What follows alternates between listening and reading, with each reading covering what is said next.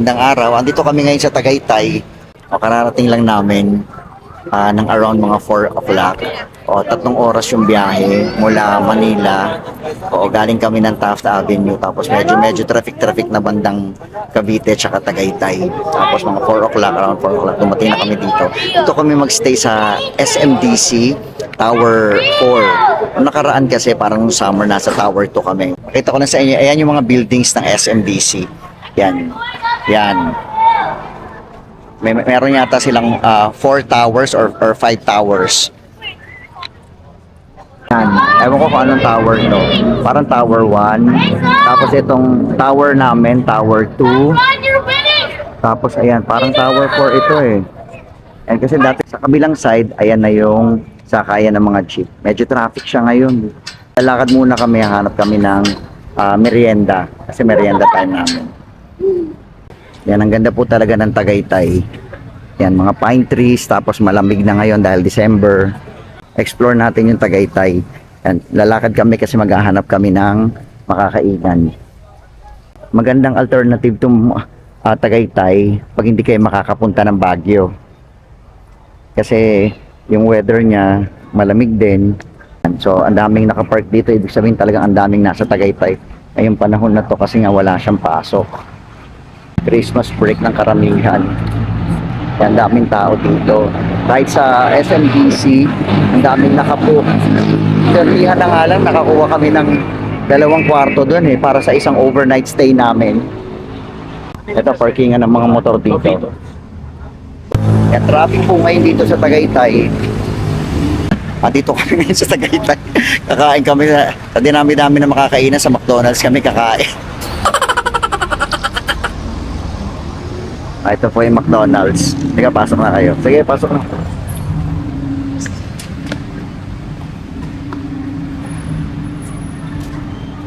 Ito yung McDonald's sa may Tagaytay. Malapit sa SMDC.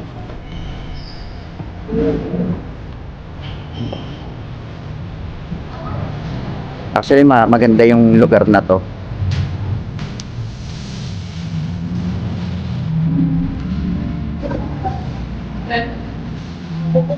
Ano sir?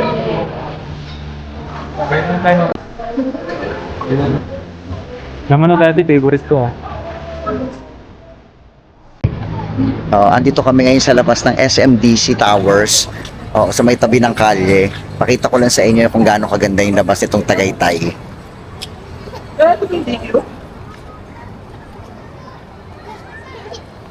Galing kami ni Ruben. Wala ko sir, wala ko pera. Ayan yung malaking Christmas tree sa labas. Tapos sobrang liwanag dito sa labas. Punong-puno sila ng Christmas lights. Parang park sila dito na pwede maglaro yung mga bata. Ayan, ngayon po hahanap kami ng mapagkakainan namin for dinner. Lalakad lang ulit kami dito sa may kalye kasi hindi naman namin masyado kapisado yung mga kainan dito, kaya hanap kami kung ano yung medyo mura.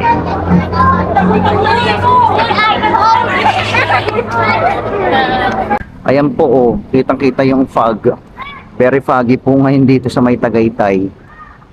Sobrang lamig din kasi ngayong gabi. Masyado pong malamig ngayon dito sa Tagaytay. Para ka rin nasa Baguio. Ito po yung logo nila ng SMDC, The Good Guys. Bumili po muna kami dito sa may tindahan ng sabon kasi nakalimutan namin yung sabon sa bahay. Ayan, hello po. Dito po kami nakakita ng makakainan namin.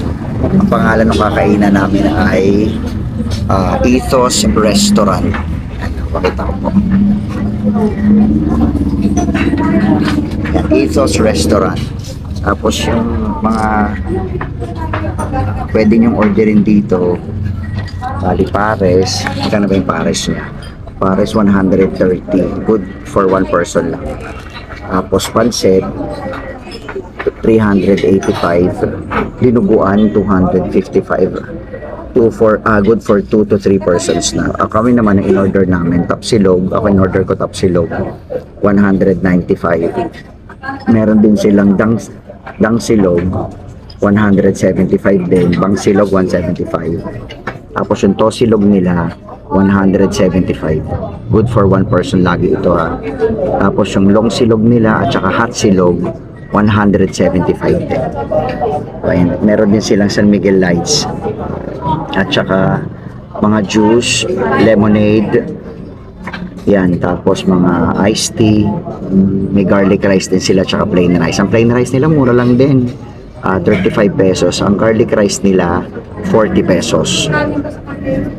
Tapos sa likod, yan, meron silang bulalo. Bukas try natin itong bulalo. Bulalo, 745, good for 2 to 3 persons na. Ayan po siya.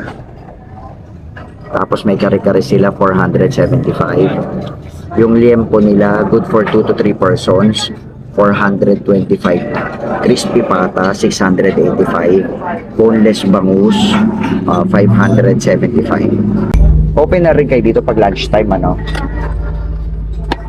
Ayan, hindi na kami umorder ng soft drinks. Ang in-order na lang namin ay yung mga silog at saka tubig.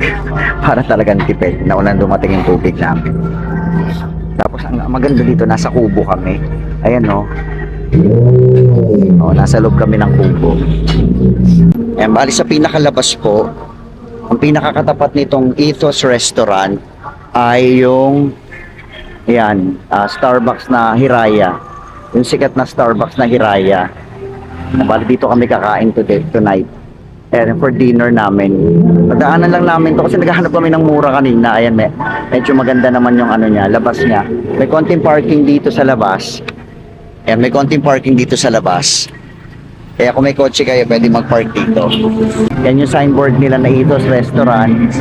Tapos, yung katabi niya, parang meron king bar. Kasi may maririnig na yung mga kumakanta. Ayan, may parkingan din ng motor sa mga nagmo-motor. Gandang gabi, eto na kami. Naka-ready na yung aming kakainin for tonight. Ang in-order namin ay isang tapsilog at saka 2 tosilog. Tikman natin kung masarap. Pray tayo. Yan ay mag the Father, Son, Holy Spirit. Amen. Okay, tikman na po natin ito. Ay malambot yung yung tapa niya, very good sila. Malambot yung tapa. Ano, palit tayo. Ayaw. Sige, palit tayo na ito. Bali ito yung dinner namin. Pero babalik kami dito bukas, sabi namin. Kasi may nakita kami dito na kasama sa menu nila yung bulalo. Kaya babalikan namin ito bukas bago kami mag-check out. Kasi ang check out mo sa SMDC ay 11:30 to 12. So mga 10 o'clock, brunch na, breakfast tsaka lunch. Order kami dito ng bulalo. At tsaka, ano sabi mo gusto mo? Pansit, right? Pansit. Ang price ng pansit ay 385 pesos. At tsaka sisig. Ano ba yung sisig?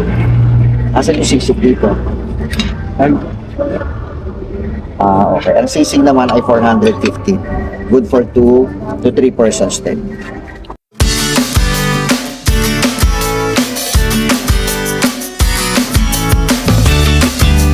Itong sinangag, parang okay lang.